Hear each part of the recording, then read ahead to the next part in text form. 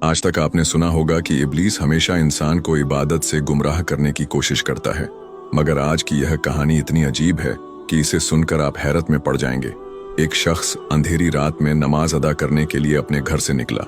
रास्ता बहुत अंधेरा था और चलते हुए उसे ठोकर लग गई।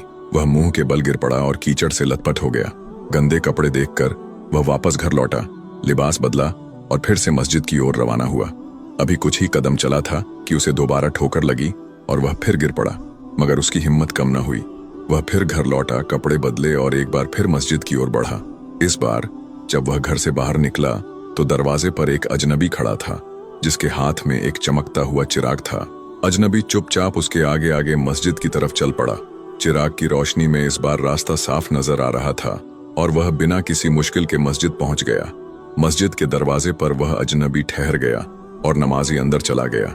नमाज अदा करने के बाद जब वह बाहर निकला तो देखा कि वह अजनबी अभी भी खड़ा था, मानो उसे घर छोड़ने आया हो। नमाजी को अजनबी पर शक हुआ और उसने उससे पूछा, आप कौन हैं? अजनबी ने जवाब दिया, मैं इब्लीस हूं। यह सुनकर नमाजी हैरान रह गया और बोला, शैतान मुझे मस्जिद तक कैसे छोड़ने आया? तेरा काम तो लोगों को गुमराह करना है। इब्लीस हंसते हुए बोला, जब पहली बार तू गिरा तो अल्लाह ने तेरे सारे गुनाह माफ कर दिए। जब दूसरी बार गिरा तो अल्लाह ने तेरे पूरे खानदान को बख्श दिया। मुझे डर था कि अगर तू तीसरी बार गिरा तो अल्लाह पूरे गांव को बख्श देगा, इसलिए मैं चिराग लेकर आया ताकि तू बिना गिरे मस्जिद पहुंच जाए। यह सुनकर नमाजी की आंखों में आंसू आ गए। उसने सजदे में गिरकर अल्लाह का शुक्र अदा किया कि उसकी मेहनत और नियत को अल्लाह ने कबूल कर लिया।